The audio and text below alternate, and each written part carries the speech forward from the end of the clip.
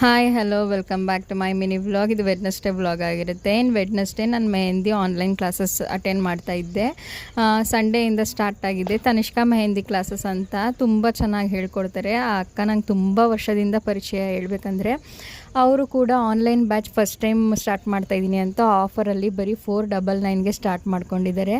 ಪಾಪ ಮನೇಲಿರೋರು house wives ಮಕ್ಕಳಿರೋರು ಹೊರಗಡೆ ಬಂದು ಕಲಿಯೋಕ್ಕಾಗದಿದ್ದವ್ರಿಗೆ ತುಂಬ ಒಳ್ಳೆ ಆಪರ್ಚುನಿಟಿ ಅಂತಲೇ ಹೇಳ್ಬೋದು. ನಾನು ಕೂಡ ಹೊರಗಡೆ ಹೋಗಿ ಕಲಿಯೋಕ್ಕಾಗಲ್ಲ. ನನಗೆ ಮೆಹಂದಿ ಹಾಕೋಕ್ಕೆ ಬರುತ್ತೆ, ಬಟ್ ಆದರೂ ಬ್ರೈಡಲ್ ಮೆಹಂದಿ ಎಲ್ಲ ಇನ್ನೂ ಸ್ವಲ್ಪ ಕಲಿಬೇಕು.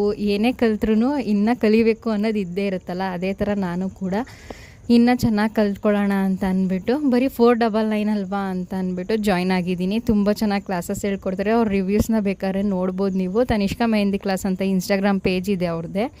ನಿಮಗೂ ಬೇಕು ಅಂದರೆ ಯಾರಿಗಾದರೂ ಮನೇಲಿರೋರು ಹೌಸ್ ವೈಫ್ಸು ಇಂಟ್ರೆಸ್ಟ್ ಇದ್ದರೆ DM ಮಾಡಿ, ಬೇಕಾದರೆ ನಂಬರ್ನ ಮೆನ್ಷನ್ ಮಾಡಿರ್ತೀನಿ ಮತ್ತು ಅವ್ರ ಪೇಜ್ನೂ ಕೂಡ ಹಾಕಿರ್ತೀನಿ. ಏನು ವರಮಹಾಲಕ್ಷ್ಮಿ ಹಬ್ಬ ಬಂತು ಅಂದರೆ ಡೀಪ್ ಕ್ಲೀನ್ ಮಾಡಲೇಬೇಕು. ನಮ್ಮ ಮನೇಲೂ ಕೂಡ ಹಾಗೆಯೇ. ನಾನು ಏನೇ ಇದ್ರೂ ಡೀಪ್ ಕ್ಲೀನ್ ಮಾಡ್ಕೋತೀನಿ. ಇನ್ನು screens, bedsheets, blankets, sofa covers ಪ್ರತಿಯೊಂದೂ ಕೂಡ ವಾಶ್ಗೆ ಹಾಕಬೇಕಾಗಿತ್ತು. ಎಲ್ಲನೂ ಕೂಡ ವಾಶ್ಗೆ ಹಾಕಿ ಹಾಗೆ ನಮ್ಮತ್ತೆ ಕೂಡ ಅದನ್ನೆಲ್ಲ ವಾಷಿಂಗ್ ಮಿಷಿನ್ಗೆ ಹಾಕ್ತಾಯಿದ್ರು. ನಾನು ತೆಗೆದು ಕೊಡ್ತಾಯಿದ್ದೆ. ಅದಾದಮೇಲೆ TV ಕ್ಯಾಬಿನ್ ಕೂಡ ಕ್ಲೀನ್ ಮಾಡ್ಕೋಬೇಕಿತ್ತು. ಅದರಲ್ಲಿರೋ ಶೋ ಪೀಸ್ ಐಟಮ್ಸು, ಪ್ರತಿಯೊಂದು ಪಾಟ್ಸು, TV ಎಲ್ಲ ಪ್ರತಿಯೊಂದೂ ಕ್ಲೀನ್ ಮಾಡ್ಕೊಳ್ಳೋಣ ಅಂದ್ಬಿಟ್ಟು ಎಲ್ಲನೂ ಕ್ಲೀನ್ ಮಾಡಿಕೊಂಡು ಸೋಫಾ ಎಲ್ಲ ಎಳೆದು ಅದನ್ನು ಕೂಡ ಕ್ಲೀನ್ ಮಾಡಿಕೊಂಡೆ. ಬಟ್ ಅದರದ್ದು ವೀಡಿಯೋ ತಗೊಳಕ್ಕಾಗಲಿಲ್ಲ.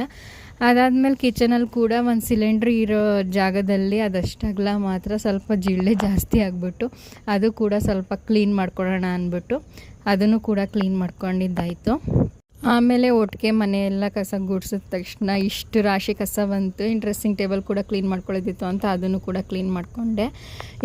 ಏನು ಬರಲಿಲ್ಲ ಅಂತ ಅಂದ್ರೂ ಕಸ ಮಾತ್ರ ಚೆನ್ನಾಗೇ ತುಂಬುತ್ತೆ. ಅದೆಲ್ಲ ಕ್ಲೀನ್ ಮಾಡ್ಕೊಂಡಾದ್ಮೇಲೆ ಇನ್ನು ಮಿರರ್ಸ್ ಎಲ್ಲ ಒರೆಸ್ಬೇಕಾಗಿತ್ತು. ಬೀರು, ಕಬೋರ್ಡ್ಗಳು ಅದನ್ನು ಕೂಡ ಎಲ್ಲ ಡೀಪ್ ಕ್ಲೀನ್ ಮಾಡ್ಕೊಳ್ಳೋಣ ಅಂದ್ಬಿಟ್ಟು ಅದನ್ನೆಲ್ಲ ಚೆಲ್ಲಾಡಿಕೊಂಡು ಅದನ್ನೆಲ್ಲ ಜೋಡಿಸಿ ಅದನ್ನು ಕೂಡ ಒರೆಸ್ಕೊಂಡು ಇಟ್ಕೊಂಡಿದ್ದಾಯಿತು.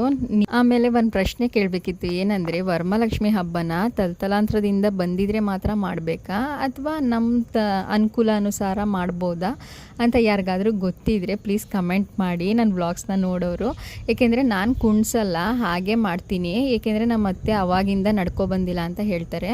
ಅವಾಗಿಂದ ನಡ್ಕೊಬಂದಿದ್ರೆ ಮಾತ್ರ ಮಾಡಬೇಕಾ ಅಥವಾ ಹಾಗೂ ಮಾಡ್ಬೋದಾ ಅಂತ ನಾನು ತಿಳ್ಕೊಬೇಕು. ಅದಕ್ಕೋಸ್ಕರ ಥ್ಯಾಂಕ್ ಯು.